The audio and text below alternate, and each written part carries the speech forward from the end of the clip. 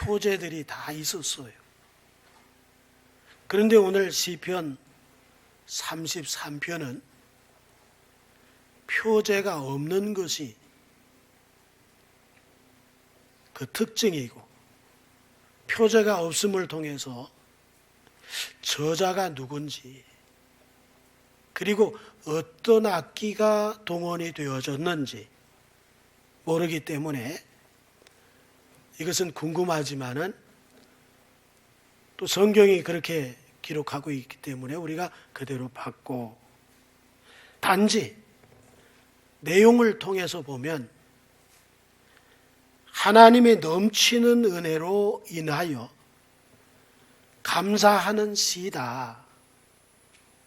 그것이 시편 33편이다.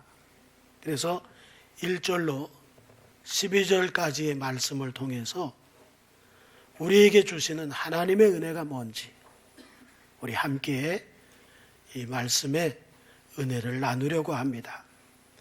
자, 1절을 볼까요?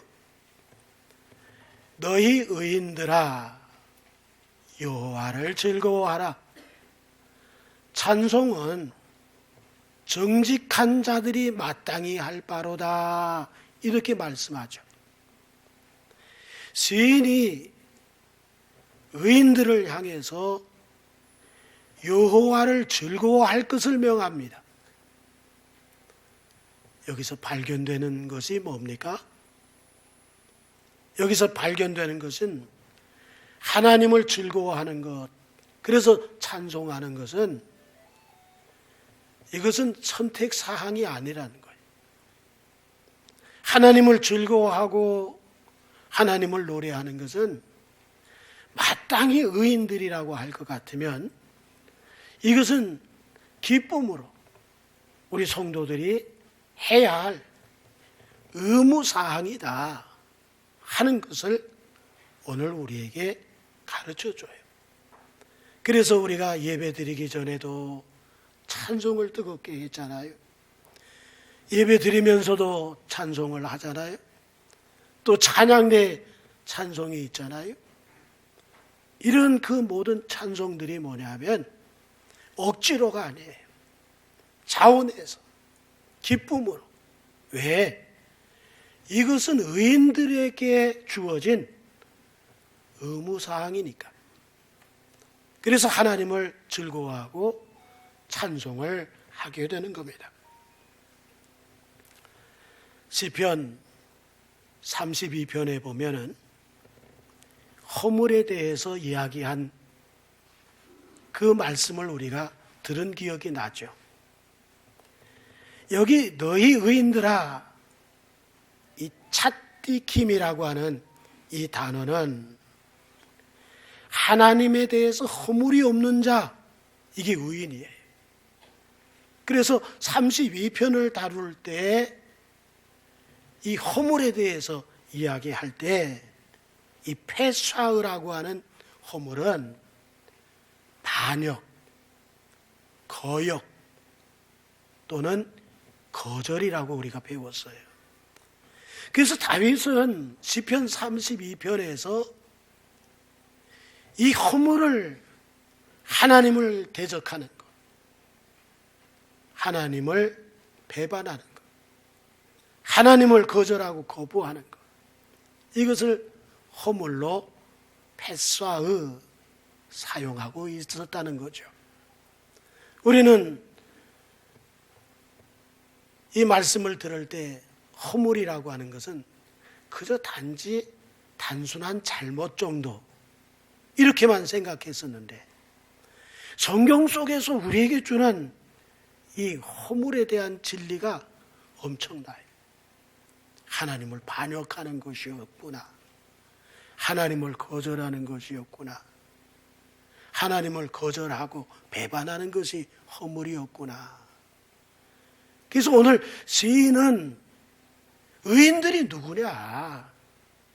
하나님을 거역하던 자가 돌아서서, 하나님을 배반하던 자들이 돌아서서 하나님께 충성하는 자, 이들이 바로 의인들임을 오늘 시인은 이야기하고 있고, 이 의인들이 가져야 할 것이 뭐냐?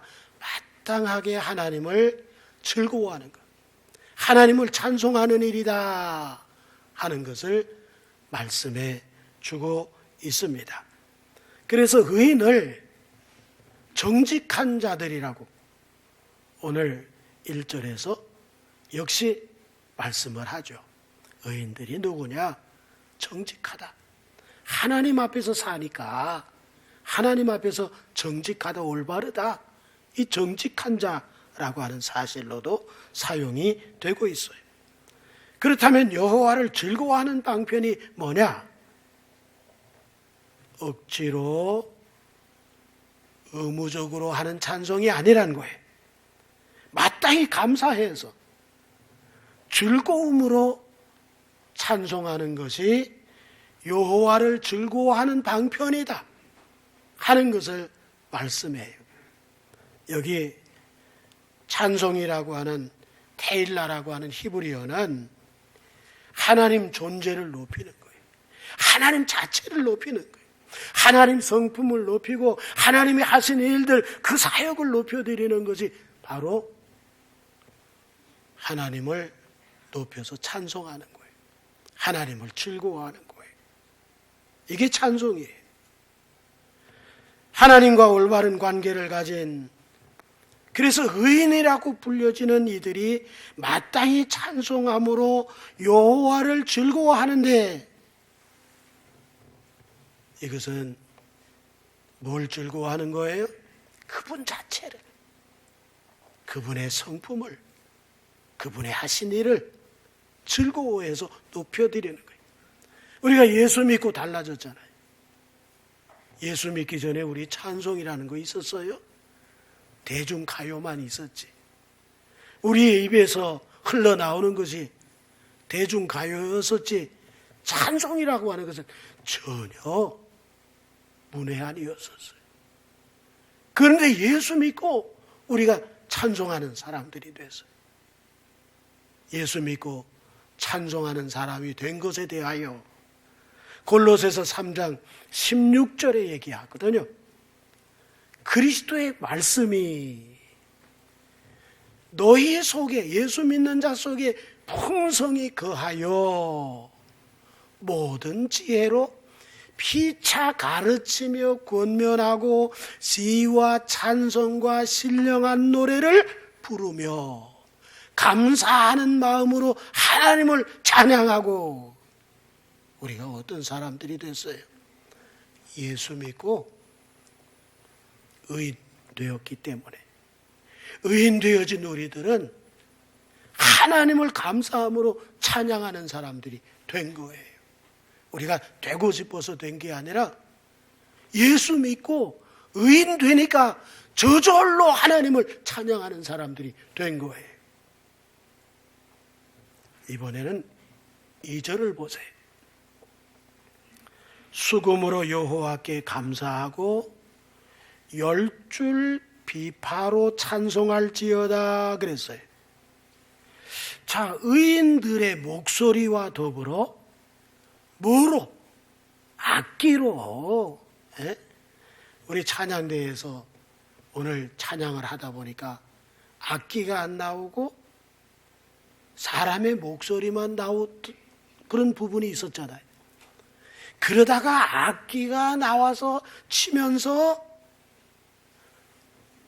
찬양대의 목소리와 어우러질 때 더 크게 감동적이었어요. 더 크게 은혜가 됐어요. 바로 그거죠. 2절에서 이야기하는 것이 뭐냐 하니까 바로 악기를 통해서 하나님께 즐겁게 해드려라, 찬송해라, 그분 자체를 높여드려라, 그분의 성품을 높여드려라, 그분의 하신 일들을 높여드려라. 이게 찬송이라는 거죠. 그러면서 3절에서 뭐라고 얘기해요? 새 노래로 그를 노래하며 즐거운 소리로 아름답게 연주할지어다 그랬단 말이에요. 그러면 새 노래, 이 새 노래라고 하는 히브리어 쉬르라고 하는 것의 의미가 뭐냐 하면 목소리로 하는 노래야. 새 노래가 쉬르인데 이 쉬르의 의미가 뭐냐 하니까 목소리로 하는 노래. 이게 새 노래야. 예? 그러면서 연주할지어다. 이 낙겐이라고 하는 이 단어는 줄을 튕기다니까. 그러니까 악기를 통해서 하나님의 존재와 위엄과 그분의 사역과 성품을 높이는데 사용하라는 거죠. 자, 그러면 여호와 하나님을 찬양해야 하는 이유가 도대체 뭐냐? 에? 그것을 사절에서 이야기하죠. 찬양해야 하는 이유가 뭐냐? 여호와의 말씀은 정직하다는 것. 그가 행하시는 일은 다 진실하시다. 그렇기 때문에 우리 피조물된 우리들이 목소리뿐만 아니라 악기를 통해서 이 사실을 높여드려야 한다. 그래서 하나님을 즐겁게 해드려야 된다 하는 이유를 얘기하죠. 사람의 말은 어때요? 사람의 말은 잘 변하죠. 자신의 형편에 따라서 변하기도 하죠. 그래서 공동묘지에 가보면 다 핑계 없는 무덤이 없대잖아요. 다 변명들을 가지고 있다잖아요.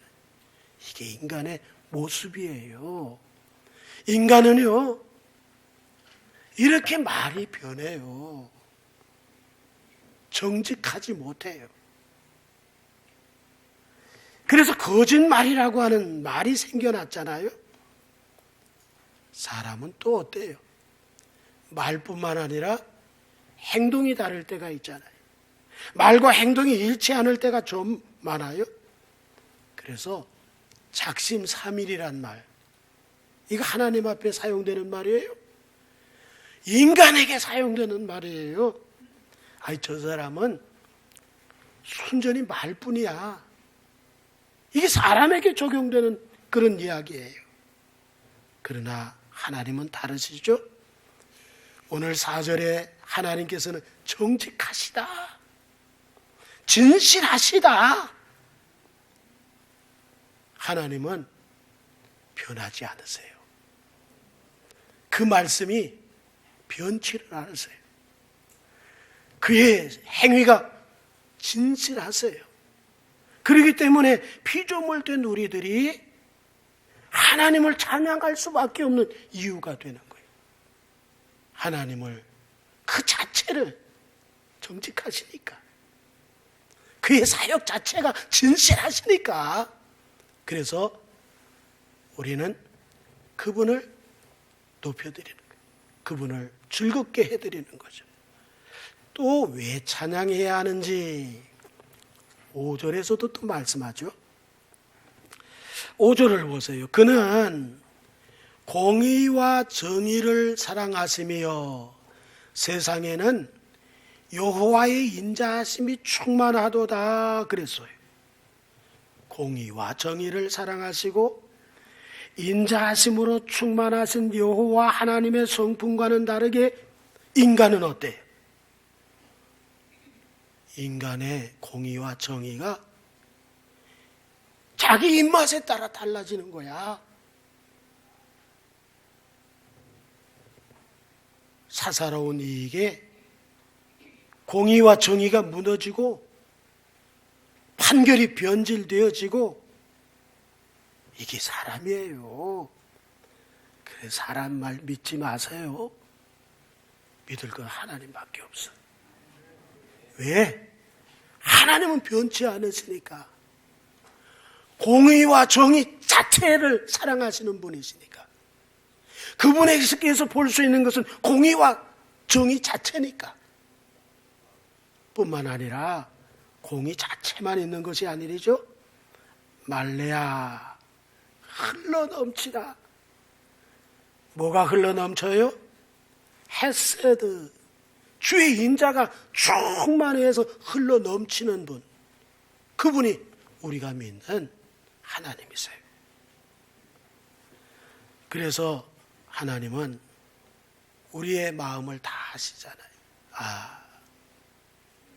사랑하는 우리 자녀가 마음 고생을 하고 있구나. 사랑하는 자녀가 이 불의로 인해서 찢어질 듯한 고통을 당하고 있구나. 그분은 어떤 분이에요? 공의와 정의 그 자체를 사랑하시는 분이고 변절이 없어. 변함이 없어. 그렇기 때문에 우리 형편을 아세요. 우리의 모든 것을 다 꿰뚫어 아세요. 그 아시는 것으로 그치면 얼마나 안타까워요. 그의 인자하심이 헤세드 말레아 넘쳐 흘러요. 그래서 우리를 어떻게 하시는 거예요? 사랑하시고 긍휼히 여기시고 불쌍히 여기셔서 아름답게 하시는 거죠. 그런 분이기 때문에 어떻다고요? 찬양받기에 합당하신 이유를 갖고 계신다. 또 하나, 왜 찬양해야 하는지 6절을 보세요. 여호와의 말씀으로 하늘이 지음이 되었으며 그 만상을 그의 입기운으로 이루었다. 그 당시 이스라엘 근동의 사람들은 어때요? 하늘 자체가 신이라고 생각하고 숭배하잖아요. 그런데 오늘 성경 본문에 이 시인은 말씀으로 하늘을 지으신 분을 소개하고 있잖아요. 그래서 비드바르 에흐와 말씀에 의하여 하늘이 지음을 받았다는 것을 선포하고 있어요. 그리고 그의 입의 기운이란 무엇을 뜻하느냐 하면 하나님의 영이에요. 하나님의 신이에요. 그 신으로 말미암아서 모든 만상이 이루어졌다. 그 당시 사람들이 희귀한 그런 그 형상에 절을 하고 숭배하잖아요. 나무에게다도 하고 바위에게다도 하고 어떤 형상을 바라보면서 우상으로 섬기는 그 당시 사람들과는 다르게 오늘 시인은 말하기를 만상이 누구에 의해서 이루어졌는지를 선포하잖아요. 바로 그 입의 기운, 하나님의 영, 하나님의 신, 성령으로 이루어졌다 하는 것을 이야기하고 있는 거죠. 그렇다면 뭡니까? 하나님이 창조주가 되신다. 우리도 이 사실을 믿으시잖아요. 하나님이 창조주가 되신다. 그러니까 우리가 주일날 예배를 드린다고 하는 것은 어떤 의미를 안고 드리는 거냐면 하나님이 창조주시다. 고백이에요. 왜? 엿새 동안 창조하시고 일회째 되는 날 쉬시면서 안식을 지키라고 했잖아요. 그래서 안식일이라고 생각하고 우리가 주일을 지키는 우리들이 기억하는 것은 뭐냐 하니까 창조주 하나님이야. 우리는 늘 창조주 하나님을 기억하고 있는 사람들이죠. 그래서 우리들이 할 수 있는 것은 뭐예요? 찬양이죠. 입술로 새 노래로 찬양하고 악기를 동원해서 찬양하고 창조주 하나님을 높여드리는 그 하나님 자체를 높여드리고 그가 하신 이 창조의 세계를 바라보면서 높이고 즐겁게 해드리는 것이죠. 여호와는 창조뿐만 아니라 섭리하시는 분이시잖아요. 그게 어디 나와요? 7절에 나오죠. 7절을 보실까요? 그가 바닷물을 모아 무더기까지 쌓으시며 깊은 물을 곳간에 두시도다. 그 많은 양의 물이 어디에 있다고 시인은 얘기하고 있어요? 곳간에, 물 곳간에. 이게 바다 이야기잖아요. 바다를 보니까 어때요? 물이 그렇게도 많지만은 하나님이 이것을 곳간에 두신 것이다. 하나님이 물을 창조하실 때 그냥 내버려 두신 것이 아니라 한 곳간에 모아서 이걸 관리하고 계신다. 그런 얘기를 오늘 시인이 우리에게 말씀하는 거예요. 그런 하나님을 향해서 인간이 할 일이 도대체 뭐냐? 8절이죠. 8절에 온 땅은 여호와를 두려워하며, 세상의 모든 거민들은 그를 어떻게 해야 돼요? 경외해야 되는데 세상 사람들이 어떻게 해요? 하나님이 만드신 것들을 섬기고 있어. 하나님이 만드신 피조세계를 조물주라고 얘기하면서 그것을 경배하고 있어요. 경외하고 있어요. 너무 안타깝죠. 그래서 시인은 우리 주님 정말 경배받으시기에 합당하신 분, 창조주이시고 또 섭리자이신, 그리고 정직하시고, 그리고 정말 진실하신, 찬양받기에 합당하신 분, 그 하나님 여호와를 오늘 성경 속에서 의인들을 향하여 너희 의인들아, 이 허물이 없는 자들아, 허물이 없는 정직한 자들아, 마땅히 해야 할 일이 뭐라고요? 찬송하는 거야. 그분을 높여드리는 거예요. 우리 찬송에 늘 앞장서는 분들이 되기를 바랍니다. 우리 찬송 뭐 나 좋아라고 하는 거예요? 그분에게 하는 거예요. 그분에게 하는 거야. 내가 좋아라고 해서 부르는 세상 노래가 아니야. 우리가 찬송할 때 하나님 받으신다. 하나님이 즐거워하신다. 자, 이번에 10절을 볼까요? 9절을 빼놨구나. 자, 9절을 보니까 그가 말씀하심에 이루어졌으며 명령하심에 견고히 섰다. 그분은 창조주이시며 섭리자라고 하는 것을 이렇게 소개를 하고 있는 거죠. 그러므로 이와 같으신 분이 세상에 있어요, 없어요? 오직 하나님 한 분, 여호와 한 분밖에 없어. 그래서 여호와 한 분밖에 없으니 우리가 그분을 찬양하는 것이 마땅하다. 이 사실을 아니까, 자, 이제 10절을 보시죠. 여호와께서 나라들의 계획을 폐하시며 민족들의 사상을 무효하게 하시도다. 여기 나라들, 때로는 민족들 그러거든요. 이 꼬이라고 하는 단어가 민족 얘기할 때 사용되는 단어예요. 그런데 민족들, 나라들 그랬거든요. 나라들. 그러면 우리가 기도할 때 열방을 얘기하잖아요. 열방. 그 열방, 나라들, 수많은 열방, 그 나라들, 이게 꼬이, 민족이 모여서, 나라가 모여서 꼬임, 나라들이 되고 민족들이 된 거예요. 지금 여호와께서 나라들의 계획, 꼬임의 계획을 폐하시며 그랬어요. 그러면서 꼬임과 같은 의미의 단어가 뭐냐 하면 여기 민족들이라고 소개하고 있는 단어죠. 이거는 안밈인데 역시 이것은 나라들, 민족들 이렇게 그 이야기할 수 있는데 만백성이죠. 그런데 이것들의 계획을 어떻게 하신다? 폐하신다.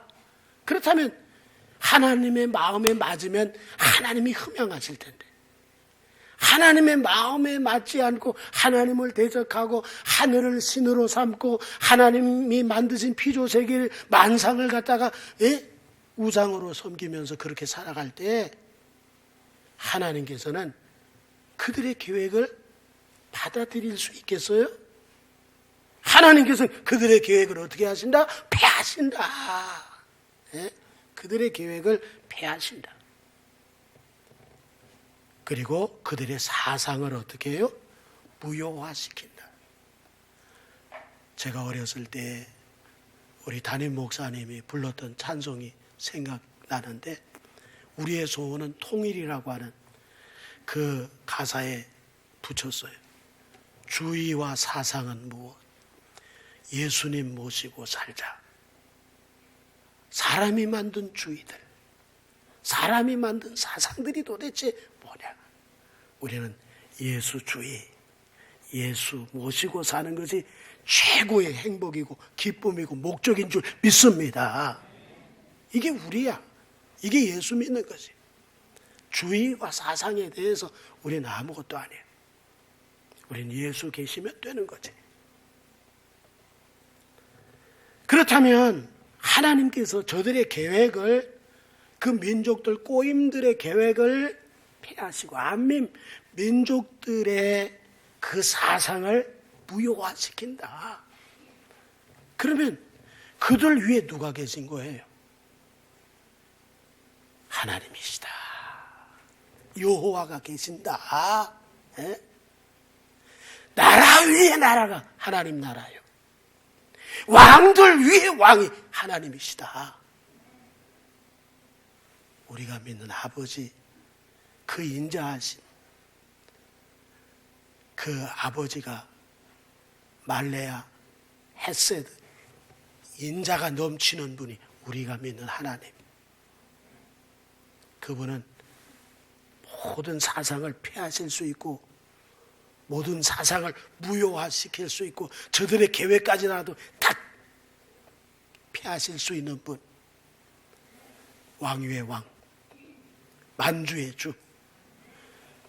우리가 이 안에 모시고 계신 예수인 줄 믿으시면 아멘 합시다. 얼마나 든든해. 예? 얼마나 감사해. 얼마나 기쁘고. 우리는 그런 분을 모시고 사는 사람들이에요. 예? 그런데 나라들이 이걸 알아요? 몰라요? 나라들이 이걸 몰라. 그렇기 때문에 저들의 계획이 항상 악하고 저들의 사상이 헛되어서 하나님을 대적하고 있잖아요. 그래서 이들에 대하여 시편 2편 1절로 3절에 뭐라고 얘기했나 보세요. 시편 2편 1절로 3절이에요. 어찌하여 이방 나라들, 열방들이 분노하여 민족들, 열방들, 이 민족들, 안민, 꼬임, 이들이 헛된 일을 꾸미는가. 세상의 군왕들이 나서며 관원들이 서로 꾀하여 여호와의 그의 기름 부음 받은 자를 어떻게 해요? 대적하며 우리가 그들의 맨 것을 끊고 그의 결박을 벗어버리자고 그렇게 말한다는 거예요. 그럴 때 하나님께서는 반응이 어떤 줄 아세요? 그 다음 절 4절에 하나님의 반응을 보세요.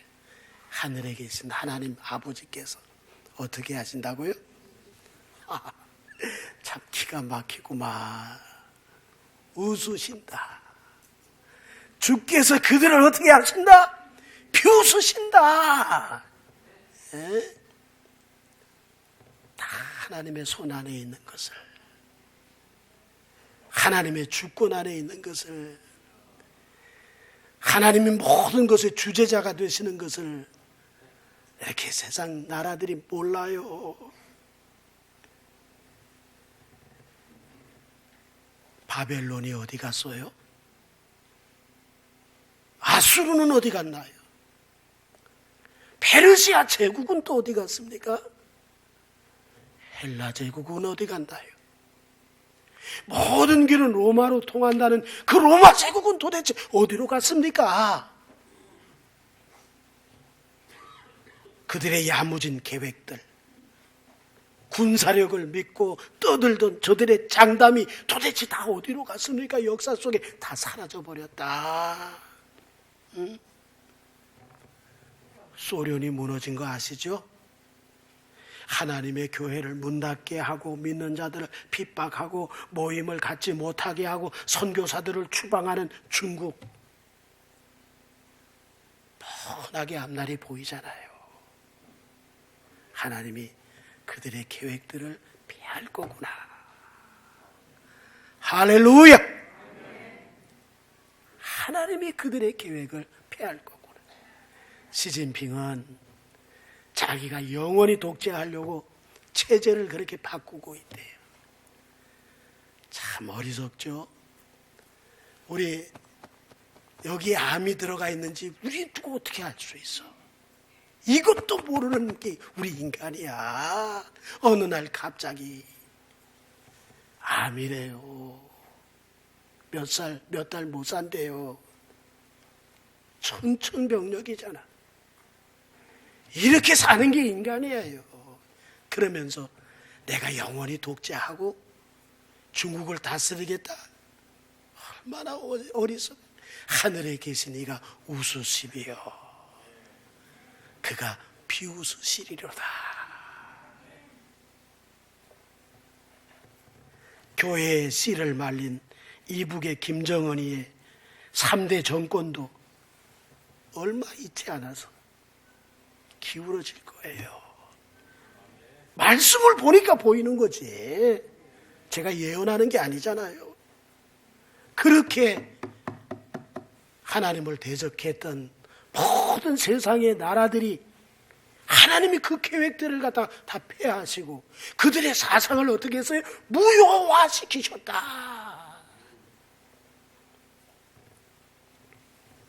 여기 폐하시다.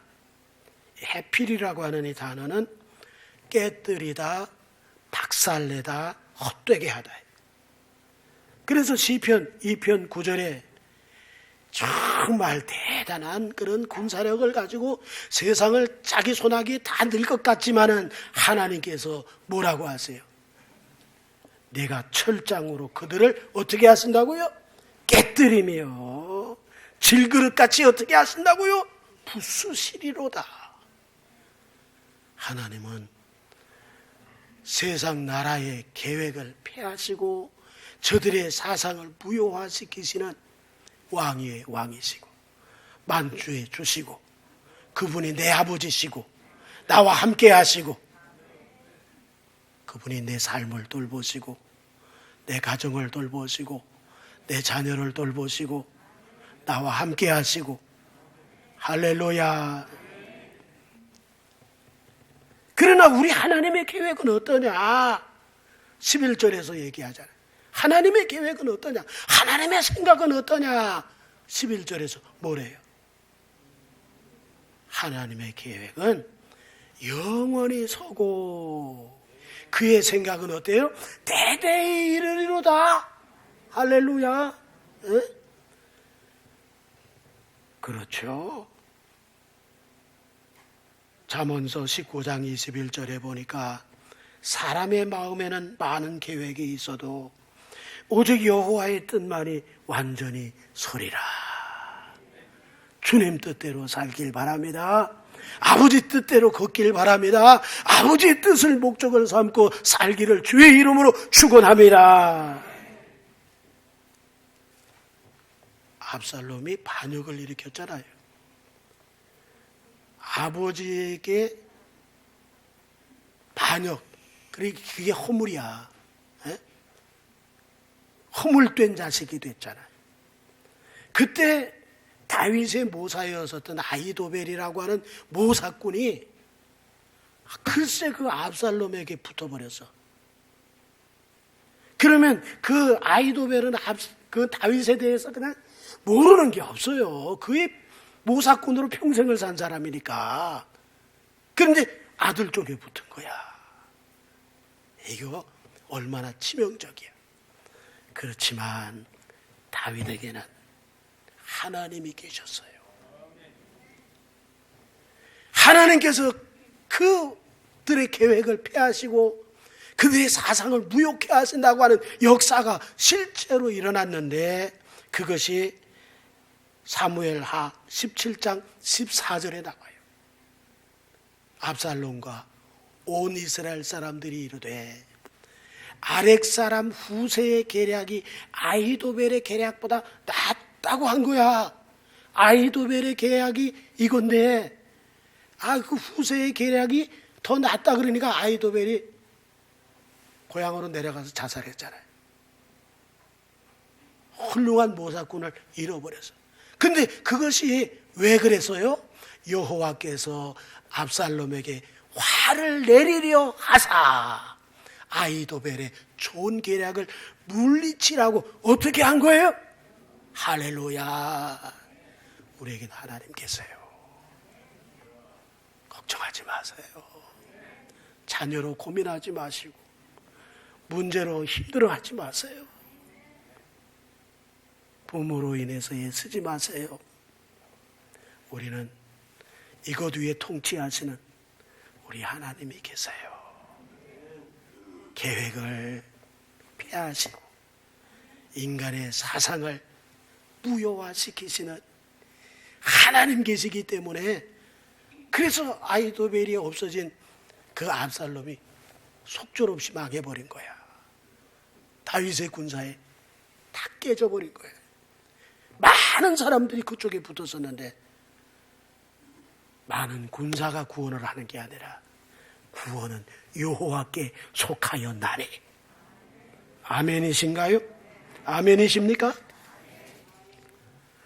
여호와의 계획은 영원히 선다. 여기 서다. 이 다모드라고 하는 이 단어는 계속 반복을 나타내는 미래 완료형이야. 그러니까 하나님의 계획은 선다 했을 때 계속 서가는 거야. 미완료형이야. 계속 서가는 거야. 계속 언제까지? 영원까지. 이게 하나님의 계획이에요.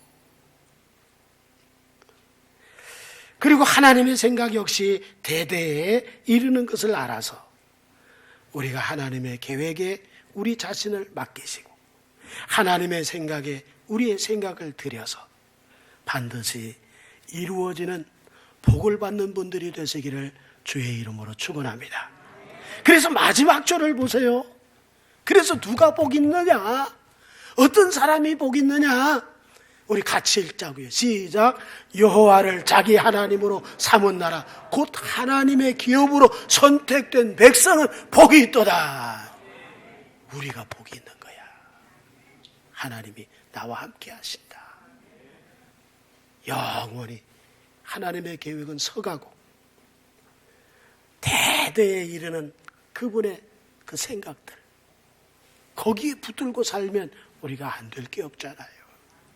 우리 생각하고는 전혀 달라. 시카고에 어느 교회에 정말 그 중국의 그 초창기 선교할 때 선교사님을 위해서 그 시카고 교회가 옷가지를 다 이렇게 해가지고 목수 한 분이 그 교회 할아버지 목수 한 분이 있어가지고 상자를 잘 만들어서 거기에 옷을 잘 챙겨가지고 보냈대지 뭐예요. 그런데 가구를 만드는 이 할아버지인데 글쎄 안경이 안 보이는 거야. 비싸게 구입했다는데 비싸게 구입한 안경이 안 보여가지고 이거 참 큰일 났구나 그랬는데 글쎄 그 중국에 도착을 했을 때 물건을 이제 헤쳐보니까 거기 안경이 있었잖아요. 그분 선교사님이 미국에 돌아와가지고 그 교회 시카고 교회에서 그 간증을 하는데 여러분 정말 감사합니다. 특별히 안경을 보내주셔서 감사합니다. 왜 안경을 보내주셔서 감사했느냐 하니까 공안이 들이닥쳐가지고 예배 드리는 그 현장을 다 짓밟아 버리는데 그 선교사님의 안경을 그냥 짓밟아 버려가지고 선교사님 그 안경 없으면 안 되는데 머리가 막 지끈지끈 아픈데 써보니까 마치 안경점에서 도수 맞춰서 한 것처럼 딱 맞더라지 뭐예요. 그 다음서부터 깨끗한 정신으로 선교했대.